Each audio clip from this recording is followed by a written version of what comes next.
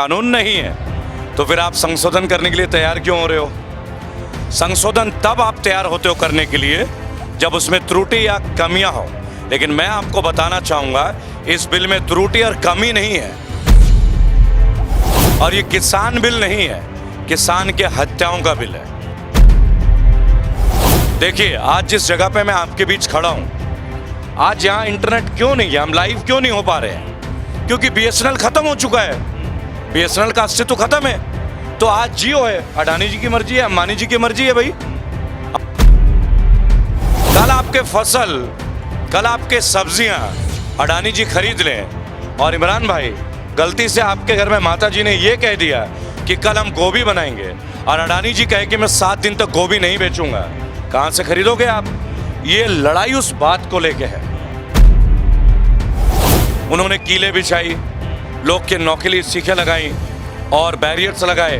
मुझे लग रहा है कि मोदी जी ये जान गए कि किसान तो जाएंगे नहीं, क्यों ना किसानों को कमांडो की ट्रेनिंग दे दें। राम नहीं चल सकते हनुमान के बिना और भारत नहीं चल सकता है किसान के बिना। ये बात भूलने की आवश्यकता नहीं है आपको। किसी को सत्ता का नशा, बंगाल को सोने का बनाने का नशा, सोनार बंगला बनाएंगे। अरे भाई 30 साल से गुजरात में हो, चांदी का ही बना देते, लोहे का ही बना देते। ट्रम्प के आने के बाद 12 फीट की दीवार क्यों बना दी? और आप ये भी ना कहे कि सरकार हमसे बात करे। अरे क्या बात करना चाहते हो भाई? मिक्स वेजिटेबल बनाने चाहते हो? कितनी बार बात करोगे? बातें तो 10 बार आपने कर ली ना। बात करने के लिए यहां लोग नहीं आए हैं। आप ये समझिएगा, जितने भी किसान नेता हैं, सोशल मीडिया में जितने लोग, और एक एक भारतीय जो उनके समर्थन में खड़ा है, उनकी वजह से आंदोलन है, कोई व्यक्ति विशेष का आंदोलन नहीं है। सत श्री अकाल जी, ਤੁਸੀਂ ਦੇਖ ਰਹੇ ਹੋ D5 ਚੈਨਲ ਪੰਜਾਬੀ ਤੇ ਮੈਂ ਹਾਂ ਇਮਰਾਨ ਖਾਨ। ਜਦੋਂ ਤੋਂ ਅੰਦੋਲਨ ਸ਼ੁਰੂ ਹੋਇਆ ਹਰ ਕੋਈ ਇਸ ਅੰਦੋਲਨ ਦੀ ਹਮਾਇਤ ਕਰ ਰਿਹਾ, ਜਿਸ ਦੇ ਕਰਕੇ ਅੱਜ ਅੰਦੋਲਨ ਇਹ ਬੁਲੰਦੀਆਂ ਛੂ ਰਿਹਾ। ਪਰ ਸਰਕਾਰ ਨੂੰ ਇਹ ਅੰਦੋਲਨ ਬੁਲੰਦੀਆਂ ਛੂਹਣ ਦਾ ਹਜ਼ਮ ਨਹੀਂ ਆ ਰਿਹਾ। ਸਰਕਾਰ ਨਵੇਂ ਤੋਂ ਨਵੇਂ ਪੈਂਤੜੇ ਅਪਣਾ ਰਹੀ ਆ ਤੇ ਨਵੇਂ ਤੋਂ ਨਵੇਂ ਬਿਆਨਬਾਜ਼ੀ ਦੇ ਰਹੀ ਆ। ਵੱਡੇ ਬਿਆਨ ਜਿਹੜੇ ਨਰਿੰਦਰ ਮੋਦੀ ਦੇ ਵੱਲੋਂ ਦਿੱਤੇ ਗਏ ਨੇ ਹੁਣ, ਉਸ ਤੋਂ ਬਾਅਦ ਅੰਦੋਲਨ ਦੇ ਵਿੱਚ ਹੋਰ ਵੀ ਜਿਹੜੀਆਂ ਕਾਫੀ ਚਰਚਾਵਾਂ ਜਿਹੜੀਆਂ ਭਖਦੀਆਂ ਹੋਈਆਂ ਨਜ਼ਰ ਆ ਰਹੀਆਂ। इस अंदोलन दे विच जिवें पहले भी दस्सिया कि हर कोई हमायत दे रहा। एक नाम है रहबल बागी, जो पहला भी इस अंदोलन दे विच आए सी, शुरू तो ही पहले दिन तो ही इस अंदोलन का समर्थन कर रहे हैं। अज भी साडे नाल रहबल बागी मौजूद हैं, गलबात करते हैं। सबसे पहले आपका स्वागत है। जय हिंद, जय भारत। मैं धन्यवाद दूंगा आपका मेरे भाई, और आपके मंच ने पहले भी मुझे एक मौका दिया। और ये आंदोलन नहीं है, बेसिकली ये जो आज चल रहा है, ये हमारे ऊपर एक जुल्म की कहानी है। अब केवल एक है कि हमारा हस्त्र क्या होगा, तो हमारा हस्त्र बुरा ना हो, उसके लिए संपूर्ण भारतीय आज यहाँ पे हैं। ये पंजाब की बात नहीं, हिमाचल की बात नहीं, हरियाणा की बात नहीं, 135 करोड़ भारतीयों की अस्मिता की, गौरव के, आन बान शान और मान सम्मान की बात है, और जिसे हम लेकर रहेंगे।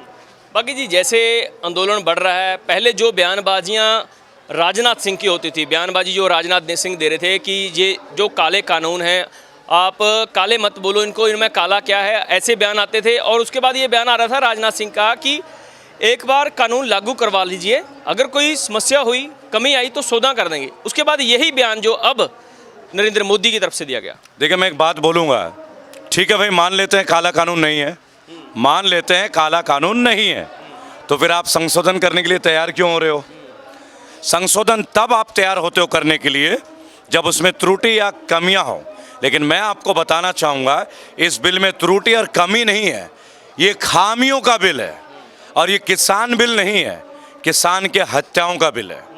देखिए, आज जिस जगह पे मैं आपके बीच खड़ा हूँ, आज यहाँ इंटरनेट क्यों नहीं है, हम लाइव क्यों नहीं हो पा रहे हैं? क्योंकि बीएसएनएल खत्म हो चुका है। बीएसएनएल का अस्तित्व खत्म है। तो आज जियो है, अडानी जी की मर्जी है, अंबानी जी की मर्जी है भाई।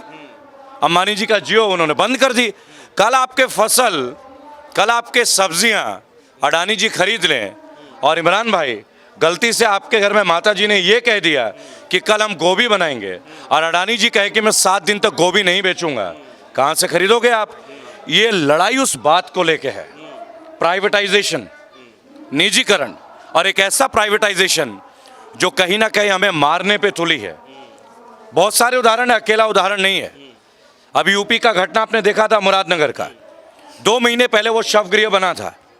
एक परिवार ने अपना सदस्य खोया, 25 परिवार उस दाह संस्कार में गए थे और अपने अपने परिवार के एक सदस्य भी वहां खो दिया। प्राइवेटाइजेशन। तो ये जो किसान बिल है, ये प्राइवेटाइजेशन से बचने के लिए हम आंदोलन कर रहे हैं।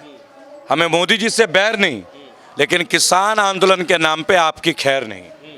अच्छा रेबल भाई, एक बड़ा नाम है, बड़ा चेहरा है, अदाकार हैं बॉलीवुड के, और दीप सिद्धू आप जानते होंगे।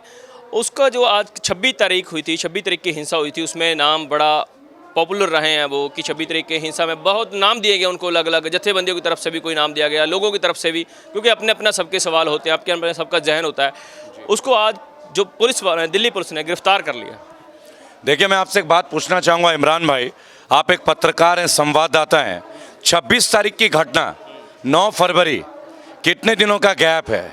हम दिल्ली के इर्द गिर्द उनको गिरफ्तार करने में इतना टाइम ले रहे हैं, हम बॉर्डर पे चीनियों से कब लड़ेंगे, क्या लड़ेंगे? वहाँ सुरंग बन के कौन घुस रहा है, कौन घुसा रहा है, कौन गांव बसा रहा है, आप इसके ऊपर क्या जवाब देंगे?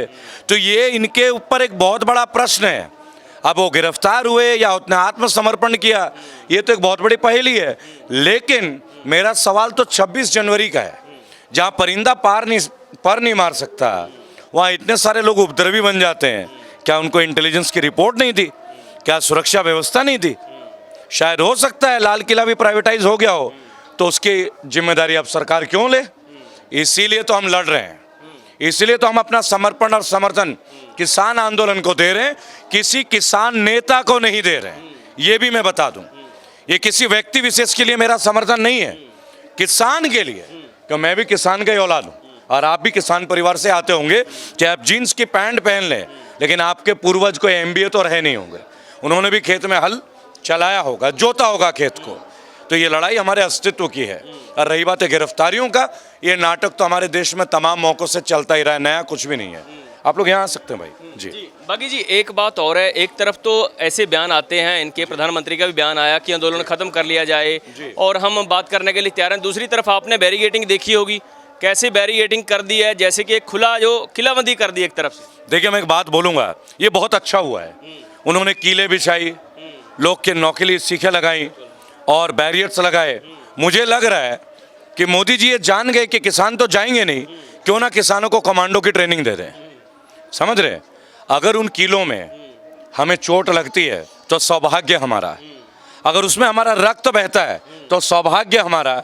हमने किताबों में पढ़ा था कि भगत सिंह, राजगुरु, शहीद हमारे मीन्स नेताजी सुभाष चंद्र बोस, चंद्रशेखर आजाद, हमने इनके बारे में किताबों में तो पढ़ा है। और अक्षय कुमार की फिल्म देखी होगी केसरी, जहाँ 12 लोग सारागढ़ी में लड़ते हैं लाखों लोगों के खिलाफ। लेकिन हमारे बच्चे देखना चाहते थे कि आंदोलन कैसा होता है, हमारे बच्चे जानना चाहते थे कि स्वतंत्रता की लड़ाई जो है, युद्ध जो है, वो कैसे होती है। आज हम देख सकते हैं, क्योंकि अपने ही आज़ाद देश में आज हमारे सामने कांटे बिछाए जा रहे हैं। इससे ज़्यादा आज़ादी की लड़ाई भला क्या हो सकती है? ये तो अंग्रेज भी ऐसे नहीं करते थे जो ये कर रहे हैं। क्या अंग्रेजों ने किसानों के लिए नुकीले तार लगवाई थी कभी? नहीं, वो बागियों को ढूंढते थे हमारे जैसे, क्योंकि भगत सिंह भी बागी थे, नेताजी भी, जो सरकार के खिलाफ जाए वो बागी। और अब तो मोदी जी ने किसानों को बगावत करना सिखाई दिया भाई। उन्हें चाहिए था अखंड भारत, हमेशा जोर से बोलते थे भाइयों अखंड भारत, अखंड भारत, अखंड भारत। तो मैं आपके वीडियो के माध्यम से चंद लाइन, क्योंकि अब हम लोग तो बेरोजगार युवा संघ के प्रेसिडेंट हैं, 15 लाख हमें मिल गए, सुनहरे जॉब मिल गए, नौकरी में जाना पड़ता नहीं, तनख्वाह घर में आ जाता है, इनकम टैक्स फ्री, GST से इतना पैसा जो सरकार को मिल गया। तो हमने कहा अपने किसानों को यहाँ रोक दिया। अब किसान भी जुमले बना लेता है। आप सोचिएगा, जब वो फसल के लिए पानी लगाता है, पेड़ के नीचे भी तो बैठता होगा, समय तो मिल जाता है। बस किसान ने जुमले नहीं, गीत लिखा करते थे, लेकिन अब चूंकि जुमलेबाज आ गए तो उनके लिए मैं 4 पंक्तियां गा के आपके लिए कह देता हूं। आओ कुछ नई बात करते हैं, आओ कुछ नई बात करते हैं, जुमले की बात फिर कभी करते हैं। आओ कुछ नई बात करते हैं, जुमले की बात फिर कभी करते हैं। तुम जाओ ट्रंप के पास अमेरिका में, हम सिंघू बॉर्डर चलते हैं, हम सिंघू बॉर्डर चलते हैं। और तुमने मांगा था मुझसे अखंड भारत, और तुमने मांगा था मुझसे अखंड भारत। अगर वक्त मिले आना सिंघू बॉर्डर, तुम्हें अखंड भारत दिखलाते हैं, तुम्हें अखंड भारत दिखलाते हैं।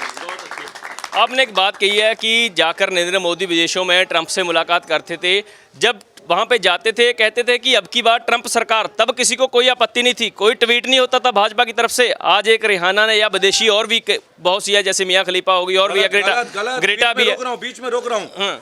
रिहाना विदेशी नहीं है, अभी अभी ताजा समाचार आया है व्हाट्सएप में, रिहाना पंजाब से संबंध रखती है। और भी विदेशी लोग हैं जो बहुत से हैं, ग्रेटा हो चाहे कुछ भी हो, उन्होंने भी जो ट्वीट किए हैं, लेकिन फिर उनके पुतले फूके जा रहे हैं भाजपा की तरफ से। जब मोदी आते हैं तब कोई एतराज नहीं, प्रचार करते हैं, लेकिन जब वो आवाजें उठती है तो भारतीय लोगों को भी वो होता है, जैसे सचिन तेंदुलकर, लता मंगेशकर, अक्षय कुमार, इन्हों को भी एतराज होता है और भाजपा नेताओं को। देखिए मैं एक बात बोलूंगा और बिल्कुल नाम लेके बोलूंगा, ये अकेले मोदी जी की बात नहीं, मैं मोदी जी बोलता हूं क्योंकि माननीय प्रधानमंत्री है, और चाहे वो बैठे चाहे कोई और बैठे, प्रधानमंत्री की पद का एक गरिमा मैं मेंटेन करूंगा। संविधान को हम लोग मानते हैं। मेरे भाई, जैसे रिहाना की टिप्पणी आई, सचिन जी कूद पड़े। आपने सुना होगा बरसाती मेंढक, बरसात आते टर करना शुरू करते हैं। माननीय सचिन जी, मैं सिंघू बॉर्डर पे हूं, अभी 200 से ज्यादा लोग शहादत दे चुके हैं। आपको अपने देश के लोगों के लिए ट्वीट करने का टाइम नहीं मिला। आपने रिहाना के लिए बड़ी जल्दी ट्वीट कर दी। रिहाना ने गाली दे दी क्या हमें नक्सलवादी कह दी, हमें खालिस्तानी बता दिया। उन्होंने केवल इतना ही तो बताया कि विश्व हमें देख रहा है। ये इंफॉर्मेशन टेक्नोलॉजी का जमाना, हम भी तो देख रहे थे। हाउडी मोदी, नमस्ते ट्रंप, ये सब क्या था। और माननीय सचिन तेंदुलकर जी, आप प्यूमा के जूते नहीं पहनते, आप एडिडास के एम्बेसडर नहीं रहे क्या, आप पेप्सी नहीं पीते, आपने कभी पंजाब की लस्सी का प्रमोशन किया है क्या। ये विदेशी कंपनी नहीं है।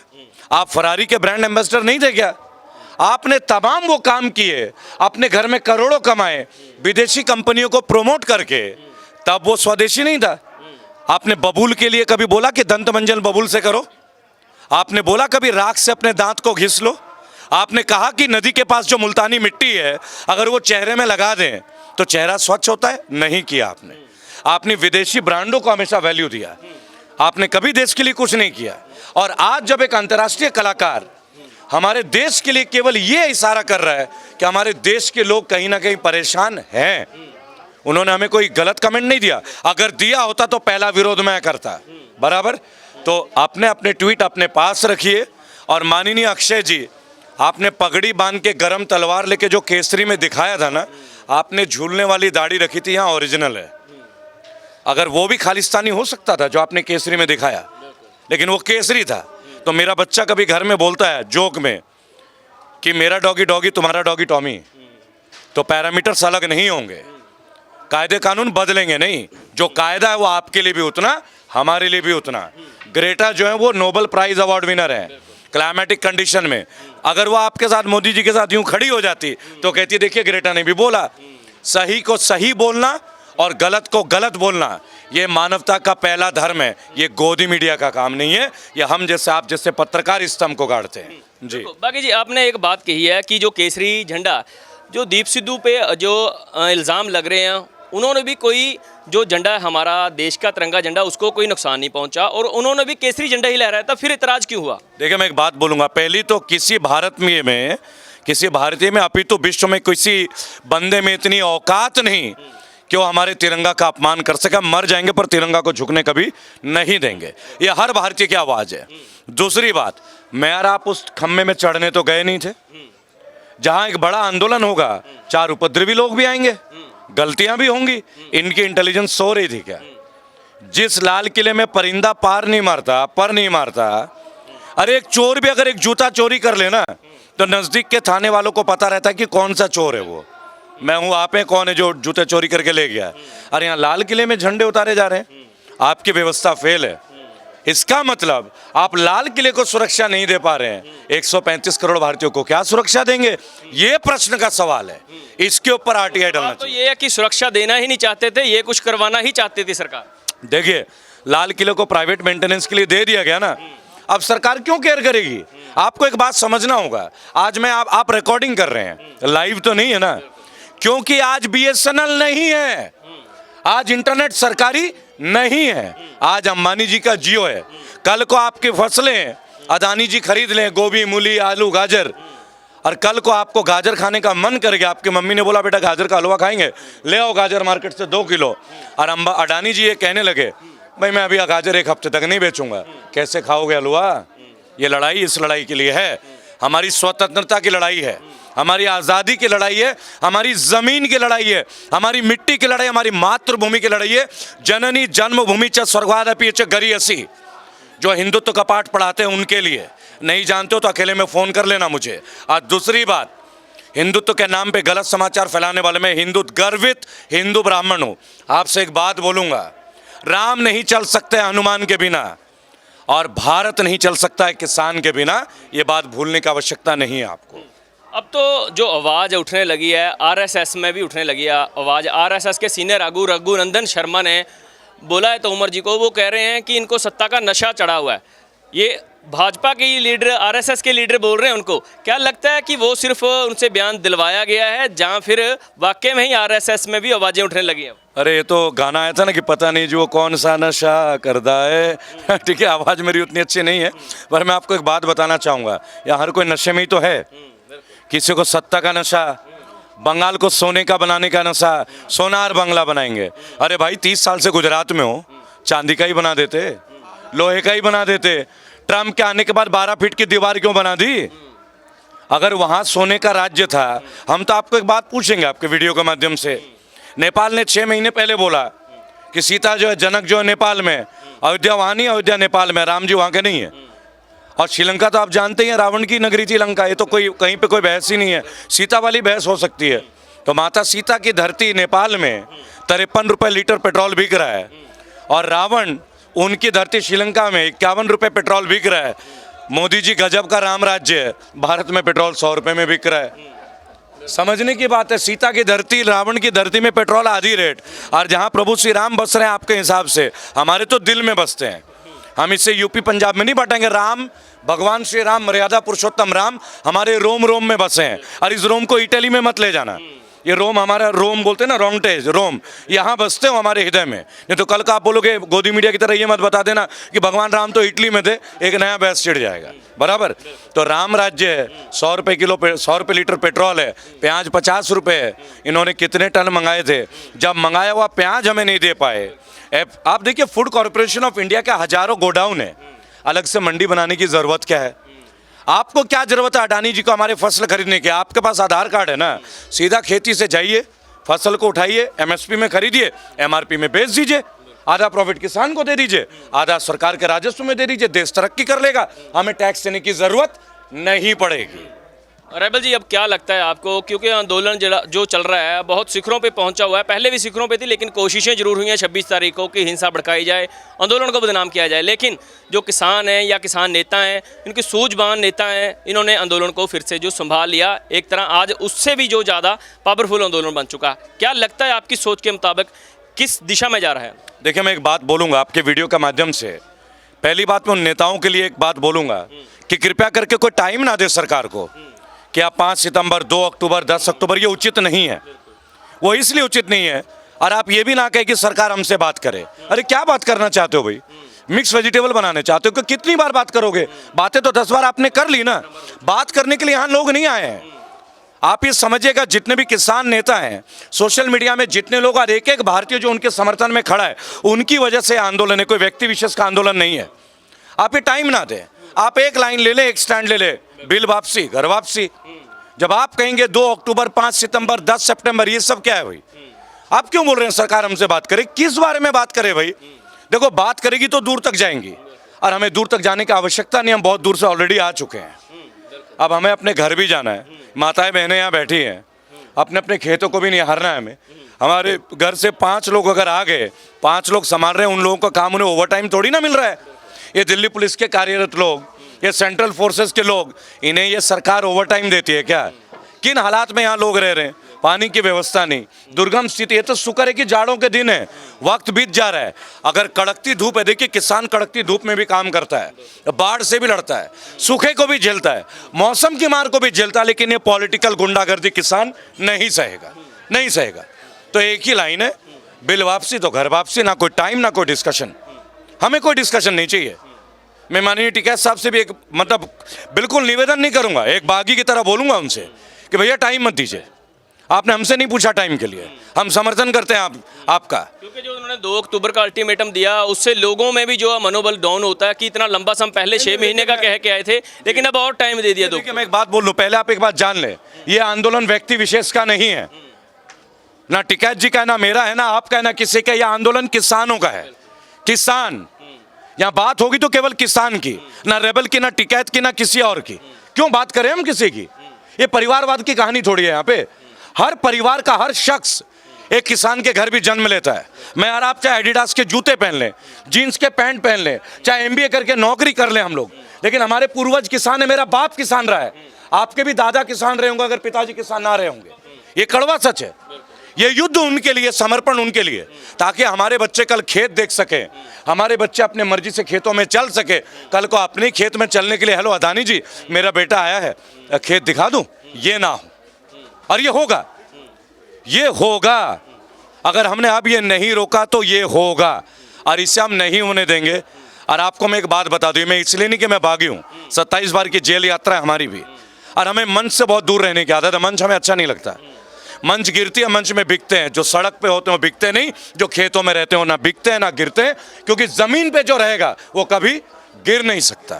ਬਹੁਤ ਬਹੁਤ ਧੰਨਵਾਦ ਜੀ, ਬਹੁਤ ਬਹੁਤ ਧੰਨਵਾਦ। ਸੋ ਇਹ ਸੀ ਰੈਬਲ ਬਾਗੀ ਜਿਨ੍ਹਾਂ ਦੇ ਵੱਲੋਂ ਬਾਖੂਬੀ ਦੇ ਨਾਲ ਕਿਹਾ ਗਿਆ ਆ ਕਿ ਕਿਸਾਨ ਹੁਣ ਮੁੜਨ ਵਾਲੇ ਨਹੀਂ ਆ, ਕਿਉਂਕਿ ਕਿਸਾਨ ਜਿਹੜੇ ਨੇ ਮੰਚ ਵਿਕ ਜਾਂਦੇ ਨੇ, ਕਿਸਾਨ ਵਿਕ ਜਾਂਦੇ ਨੇ, ਨੇਤਾ ਵਿਕ ਜਾਂਦੇ ਨੇ, ਪਰ ਲੋਕ ਵਿਕਣ ਵਾਲੇ ਨਹੀਂ ਆ। ਉਦੋਂ ਤੱਕ ਲੜਾਂਗੇ ਜਦੋਂ ਤੱਕ ਖੇਤੀ ਕਾਨੂੰਨ ਰੱਦ ਨਹੀਂ ਹੁੰਦੇ। ਲਗਾਤਾਰ ਬਣੇ ਰਹੋ, ਹੋਰ ਵੀ ਤੁਹਾਨੂੰ ਜਾਣਕਾਰੀ ਦਿੰਦੇ ਰਹਾਂਗੇ। ਕੈਮਰਾਮੈਨ ਗੁਰੀ ਸੱਬਰਵਾਲ ਦੇ ਨਾਲ ਮੈਂ Imran Khan, Singhu border, Delhi. D5 channel Punjabi ਹੁਣੇ ਸਬਸਕ੍ਰਾਈਬ ਕਰੋ, ਬੈਲ ਆਈਕਨ ਤੇ ਕਲਿੱਕ ਕਰੋ।